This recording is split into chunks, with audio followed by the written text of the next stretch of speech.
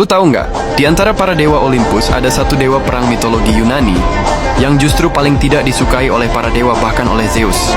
Namanya Ares, dewa perang Yunani, simbol kekerasan murni, amarah, dan peperangan tanpa tujuan.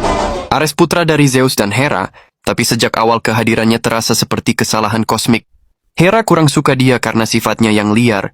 Zeus juga sama karena Ares tak pernah berpikir. Karena Ares tidak membangun kota, tidak melindungi manusia, tidak membawa peradaban.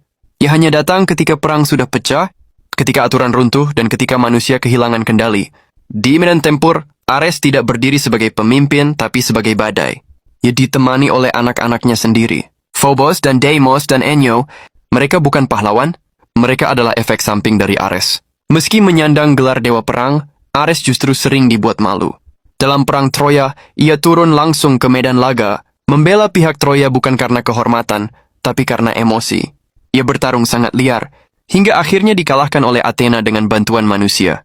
Ares kalah, dan kembali ke Olympus untuk mengadu pada Zeus. Jawaban, Zeus dingin, ia pantas menerima rasa sakit itu. Satu-satunya titik balik Ares adalah saat dia jatuh cinta ke Dewi Aphrodite.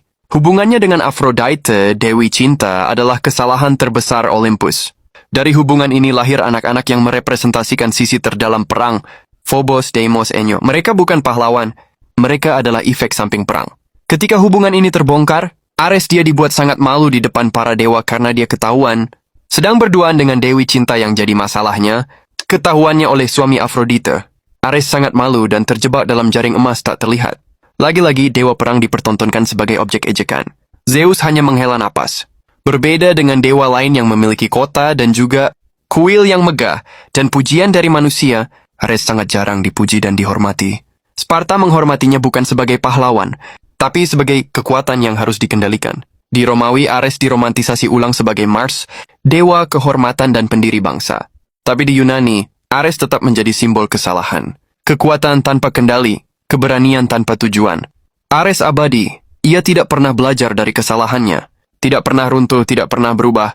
Ia tetap berdiri sebagai peringatan, abadi bahwa perang tanpa akal hanyalah kehancuran.